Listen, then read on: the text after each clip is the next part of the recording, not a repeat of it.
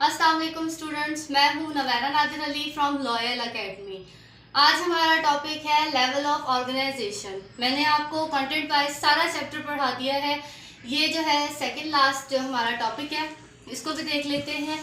Level of organisation, organisation के levels क्या है। देखें, मैंने आपको बताया था कि लिविंग सिस्टम्स जो है वो बहुत सारे सेल्स पर, मॉलिक्यूल्स पर बेस करता है, जो कि हम एनाटॉमी में पढ़ते हैं।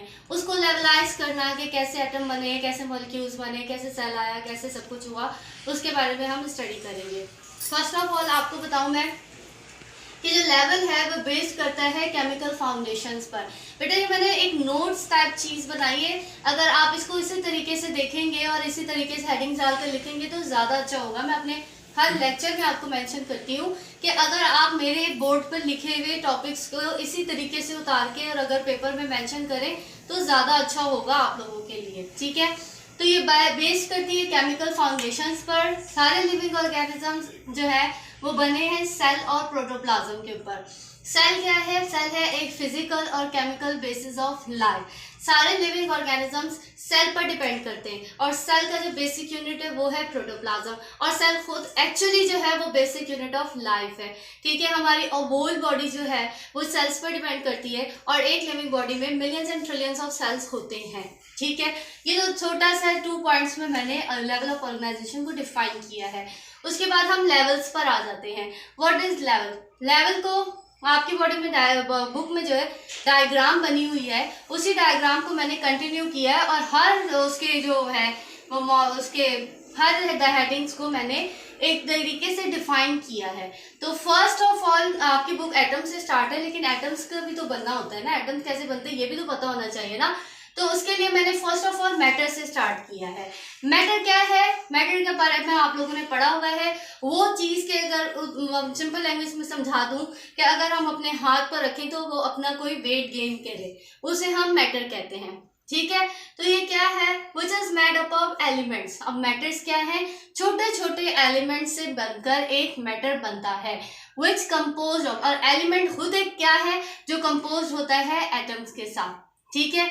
मैटर्स जो छोटे छोटे पार्टिकल्स ऑफ एलिमेंट्स को मिलाकर बने वो मैटर है, ठीक है। फिर मैटर्स के बाद आ जाते हैं एटम्स। एटम्स कैसे बनते हैं? मेड अप ऑफ सब एटॉमिक पार्टिकल्स। छोटे छोटे पार्टिकल्स को मिलाकर एक एटम बनता है। लाइक एटम किन तीन चीजों से बनता है? प्रोटॉन्स, न्यूट्रॉन्स और इलेक्ट्रॉन्स। इन तीन चीजों को, फंडामेंटल पार्टिकल्स को मिलाकर एक एटम बनता है, ठीक है। तो मैटर्स से जो है एलिमेंट्स को मिलाकर मैटर बना था। मैटर्स के पार्टिकल्स को मिलाकर इलेक्ट्रॉन्स, प्रोटॉन्स और न्यूट्रॉन्स को एटम बना। In nature more than 100 kinds of element. Nature में 100 काइंड्स ऑफ एलिमेंट्स एग्जिस्ट करते हैं, जिसे हम एलिमेंट्री पार्टिकल भी कहते हैं। लेकिन उसमें जो मोस्ट इंपॉर्टेंट पार्टिकल्स है वो प्रोटॉन है। ज्यादा एग्जिस्ट करने वाला पार्टिकल कौन सा है? प्रोटॉन, जो कि फंडामेंटल होता है, ठीक है।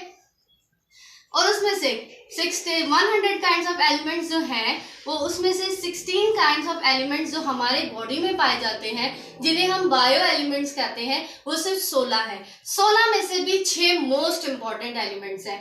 वो कौन कौन से हैं? Carbon, hydrogen, oxygen, nitrogen, phosphorus और सल्फर। ये वाइटल होते हैं, इंपॉर्टेंट होते हैं लाइफ के लिए। अगेन 100 काइंड्स एलिमेंट्स की हैं, जिसमें से 16 बायो एलिमेंट्स हैं जो बॉडी में पाए जाते हैं। 16 में से 6 मोस्ट इंपॉर्टेंट है, जो कार्बन, हाइड्रोजन, ऑक्सीजन, नाइट्रोजन और फॉस्फोरस की उस तौर पे हमारी बॉडी में पाए जाते हैं, जो कि वाइटल इंपॉर्टेंट होते हैं हमारी लाइफ के लिए। उसके बाद आ जाते हैं हम मॉलिक्यूल्स पर।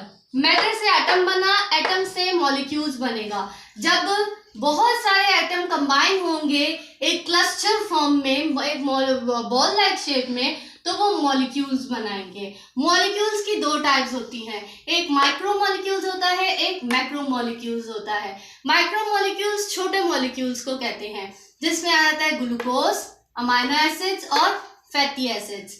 उसके बाद मैक्रो मॉलिक्यूल्स में आ जाता है कार्बोहाइड्रेट्स।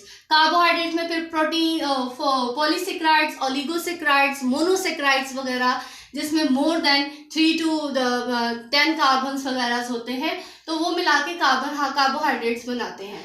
फिर आ जाता है प्रोटीन्स। फिर आ जाता है लिपिड्स। तो मैक्रोमोलिक्यूल्स में ये 3 जो है आ जाते हैं। ये एग्जाम्पल्स याद रखिएगा। Unit of micromolecules combine to form of macromolecules. यही छोटे छोटे जो यूनिट्स होते हैं glucose, amino acid, fatty acid, यही कंबाइन होते हैं और मिलकर आपस में ये बनाते हैं मैक्रोमोलिक्यूल्स। लाइक जब ग्लूकोज और अमीनो एसिड्स आपस में कंबाइन होते हैं तो प्रोटीन बनता है राइबोसोम्स के जरिए। ऐसे जब फैटी एसिड्स आपस में कंबाइन होते हैं तो लिपिड बनता है। ऐसे जब कार्बन, हाइड्रोजन और ऑक्सीजन आपस में मिलते हैं तो कार्बोहाइड्रेट बनता है। तो आप देख रहे हैं कि स्मॉल मॉलिक्यूल्स मिलके एक बड़ा मॉलिक्यूल बना रहे हैं, तो उसे हम मैक्रोमोलिक्यूल कहेंगे। उसके बाद मैं आपको बताऊंगी सेल के बारे में। मॉलिक्यूल बन गए, मैटर से एटम बना, एटम्स कंबाइन हुए, मॉलिक्यूल्स बना। अब मॉलिक्यूल्स क्या है? जब मॉलिक्यूल्स कंबाइन होते हैं तो सेल बनता है। Cell when protoplasm work in the form of unit it is called cell. जब प्रोटोप्लाज्म एक यूनिट के फॉर्म में काम करता है तो उसे हम कहते हैं cell. What is protoplasm? Protoplasm एक living material of the cell होता है जिसमें ऑर्गेनिक और इनऑर्गेनिक दोनों मॉलिक्यूल साथ काम करते हैं। तो जब ऑर्गेनिक और इनऑर्गेनिक की दोस्ती हो जाए और वो साथ काम करें तो उसको प्रोटोप्लाज्म कहेंगे। और वो एक यूनिट में काम कर रहे हैं तो उसको हम सेल कहेंगे। और सेल जो है वो बेसिक यूनिट ऑफ लाइफ है। अच्छा बेटा, फिर सेल तक हमने पढ़ा है। अब सेल से आगे टिश्यूज की बारी आती है। टिश्यूज की बारी कैसे आएगी कि when cells group together they form tissues. जब बहुत सारे सेल एक ग्रुप में, एक कॉलोनी में ऐसे जमा होते हैं, जैसे फॉर सपोज ये सेल, फिर ये सेल साथ में मिल गया, फिर ये इसके मिल गया, फिर यहाँ मिल गया, ये ऐसे एक ग्रुप की फॉर्म में आते हैं तो इसे हम कहते हैं टिश्यूज। टिश्यूज से बाद आता है ऑर्गन्स की बारी। सेल मिले, टिश्यू बना, टिश्यू मिलेंगे तो ऑर्गन बनेगा। When tissues group together and perform particular functions are called organs। जब ये बहुत सारे टिश्यूज मिलके जमा होके एक जगह पे एक पर्टिकुलर फंक्शंस परफॉर्म करेंगे तो उसे हम ऑर्गन कहेंगे। लाइक ये मेरी फिंगर है, इसमें बहुत सारे टिश्यूज सेल्स हैं, सेल्स ने जो मिलके टिश्यूज बनाया है और टिश्यूज से मिलके ये एक फिंगर बनी है। अब ये एक पर्टिकुलर फंक्शन परफॉर्म कर रही है तो इसे हम कहेंगे ऑर्गन। ऑर्गन सिस्टम क्या होता है? अब ऑर्गन से ऑर्गन सिस्टम निकला है। When different type organs work in coordinate manners called organ system. जब डिफरेंट टाइप्स के ऑर्गन्स मिलके कोऑर्डिनेशन करके एक फंक्शन परफॉर्म करेंगे तो उसे हम ऑर्गन सिस्टम कहेंगे। Also called multi cellular organism. बहुत सारे ऑर्गन्स मिले हैं, आइज बन गई, नोज बन गया, लिप्स बन गए हैं, पूरा फेस रेडी हो गया है, हर ऑर्गन अपना अलग अलग फंक्शन परफॉर्म कर रहा है, तो ये फुल ऑर्गन सिस्टम कहलाएगा। ठीक है, उसके बाद हम आ जाते हैं स्पीशीज पर। ये थी सेलुलर ऑर्गेनाइजेशन, ठीक है ना, ये मैंने आपको बता दी है सेलुलर लेवल की ऑर्गेनाइजेशन। अब ये आ जाती है दूसरी ऑर्गेनाइजेशन जिसमें स्पीशीज, पॉपुलेशन और कम्युनिटी के बारे में आपको बताया जाएगा। यहाँ तक तो अंदर की बात पढ़ ली कि भाई कैसे सेल बना, कैसे टिश्यू और कैसे ऑर्गन सिस्टम्स वगैरह बने, कैसे एटम आया, कैसे सब कुछ हुआ। अब ये वाली जो है वो दूसरी है ऑर्गेनाइजेशन है जिसमें हम ये बताएंगे अब ये सर्वाइव कैसे करते हैं। स्पीशीज को क्या होती है? Smaller unit of taxonomic level. Smaller unit, एक स्पीशीज, एक जो है पर्टिकुलर ऑर्गेनिज्म या पर्टिकुलर मैन या कह लो, कोई भी स्पीशीज कह लो, किसी की भी ले लो, बर्ड ले लो, एक पर्टिकुलर स्पीशीज है वो टैक्सोनॉमिकली अपना फंक्शंस परफॉर्म कर रही है, उसे हम कहेंगे स्पीशीज। स्पीशीज से ही पॉपुलेशन बनती है। All members of species living in particular manner it is called population. जब बहुत सारे स्पीशीज मिलके किसी एक एनवायरनमेंट में सर्वाइव कर रही होती हैं तो उसको हम कहते हैं पॉपुलेशन। ठीक है, कम्युनिटी क्या होगी? अच्छा, पॉपुलेशन में सेम मैनर की स्पीशीज एग्जिस्ट कर रही होती हैं। कम्युनिटी में क्या होता है? Different species living in particular manner. Different types of species exist करती हैं एक पर्टिकुलर फंक्शन में, एक पर्टिकुलर मैनर में, उसे हम कहेंगे कम्युनिटी। पॉपुलेशन और कम्युनिटी में ये मेजर फर्क है, याद रखिएगा। उसके बाद आती है इकोलॉजी की बारी। कम्युनिटी के बाद इकोलॉजी होती है। Community depend upon their non living environment. Ecology के साथ कम्युनिटी का नॉन लिविंग एनवायरनमेंट पे डिपेंड करना।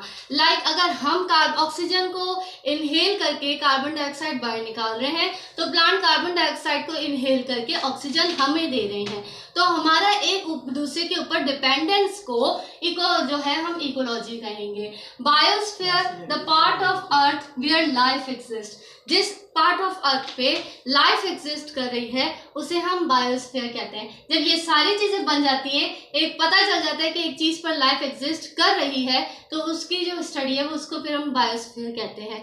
उस हिस्से को हम बायोस्फीयर कहेंगे जहाँ लाइफ एग्जिस्ट करे।